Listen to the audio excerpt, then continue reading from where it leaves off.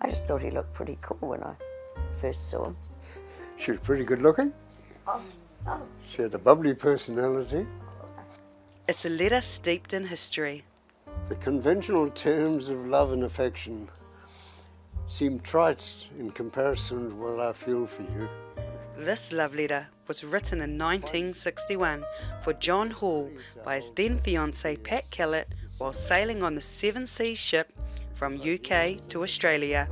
You know you have all my love, Patricia. Day or two out on the ocean, I went to the ship's library, and that's where I first saw John, sitting on a seat, fed up and reading. I thought, oh, quite like the look of him. We went for a drink, and we've been going for a drink ever since. I spotted her. I think she spotted me about the same time and decided we, were possibly compatible, and got to chatting, and sort of in the Red Sea we met. They began the voyage as strangers, but just after 5 weeks they were inseparable. When John reached his final destination, Australia, Pat continued on to New Zealand to share some good news with her family. By the time we got to Australia, we decided, well, maybe we were more than just friends. And, well, I asked her to marry me, and she said yes. John was getting off the boat in Australia because his sister was there, and that was where we bought the engagement ring in Melbourne on our way home. I mean, didn't hang about, did we? Then I got home and I broke the news to my parents, by the way, I'm engaged. Separated by the Tasman Sea, the couple kept in touch. Pat invited John to New Zealand, and once in Auckland, the couple continued their short courtship. Toll calls were horribly expensive, and you virtually had to book a call. Wrote letters fairly frequently. Some we still got somewhere. What did dating look like at that time? Go to the movies, sit and hold hands now and then, and go down to the beach and have a picnic, or just sit and chat. Well, by modern standards, it would be horribly boring, I think, but we enjoyed it.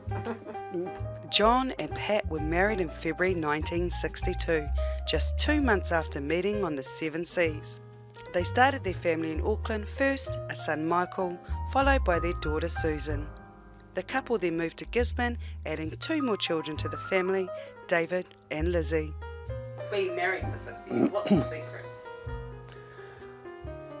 Oh, we're both pretty upbeat, I think. Nothing seems to worry us.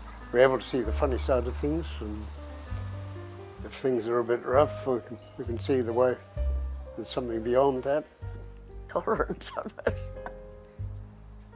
Sense of humour is a big help. Huge help.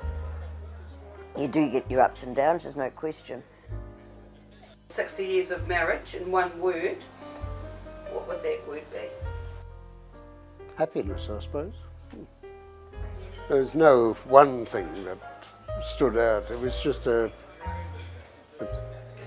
it's just a general feeling of comfort in her presence, I think, when she was around. COVID restrictions meant John and Pat had to celebrate their 60th wedding anniversary in February on their own with a romantic meal out. But on the 7th of May, only a few months delayed, the couple were able to celebrate again with family. But anyhow, as it turned out, we didn't have to organise anything because our lovely children did a fantastic job making a really, really lovely get-together. You guys really are a really good example of what marriage should be, I think. I mean, you're quite different people, but you really do make it work.